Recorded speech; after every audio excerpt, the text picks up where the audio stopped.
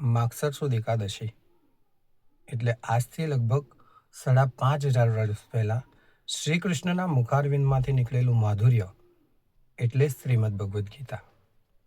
ગીતા મે હૃદયમ પાર્થ એવું ભગવાન કહે છે. ભગવદ્ ગીતા એ ભગવાનનું હૃદય છે, જેની અંદર 18 અધ્યાય અને 700 શ્લોક છે, જેના દરેક શ્લોકમાં માણસને ઉત્સાહ, સ્ફૂર્તિ અને ચૈતન્ય પ્રદાન કરવાનું સામર્થ્ય છે. ભગવદ્ ગીતાના દરેક શ્લોકની અંદર માણસને એવા પ્રેરણાદાયક વાતો અને એવી પ્રેરણાદાયક આશ્વાસનો મળે છે કે જેનાથી માણસ જે જગ્યાએ છે ત્યાંથી અને તે જગ્યાએથી ઉપર લઈ જવાનું સામર્થ્ય ભગવદ્ ગીતાની અંદર રહેલું છે. સિદ્ધંતી મમ ગાત્રાણી કહીને બેસી જનારો અર્જુન યુદ્ધાય કૃતનિશ્ચય કરિષ્ય વચનમ તવ નો ટંકાર કરીને લડવા તૈયાર થાય છે, ત્યારે આજના માણસને જ્યારે મુશ્કેલી, હતાશા, નિરાશા, ભાગેડું મનોવૃત્તિ ઘેરાઈ ગયેલો છે, ત્યારે આજે ભગવદ્ ગીતાના વિચારોની માણસને સૌથી વધારે જરૂરિયાત છે.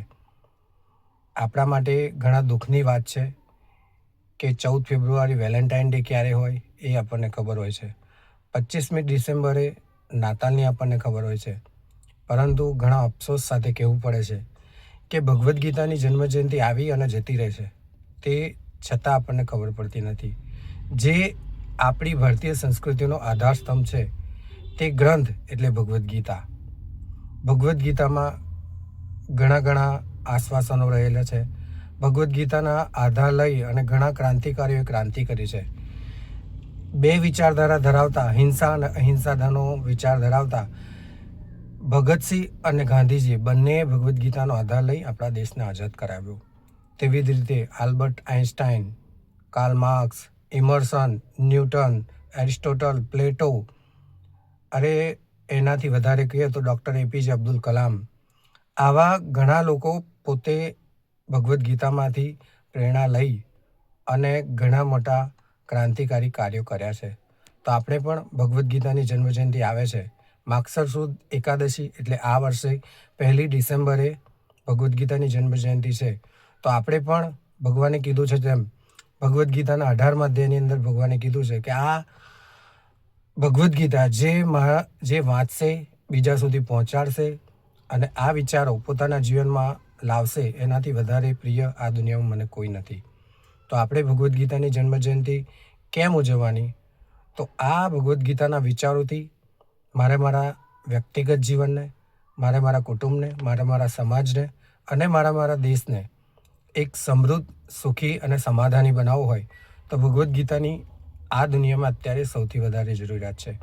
તો 1 ડિસેમ્બરે ભગવદ્ ગીતાની જન્મજયંતિ છે, તો એને આપણે કઈ રીતે ઉજવી શકીએ?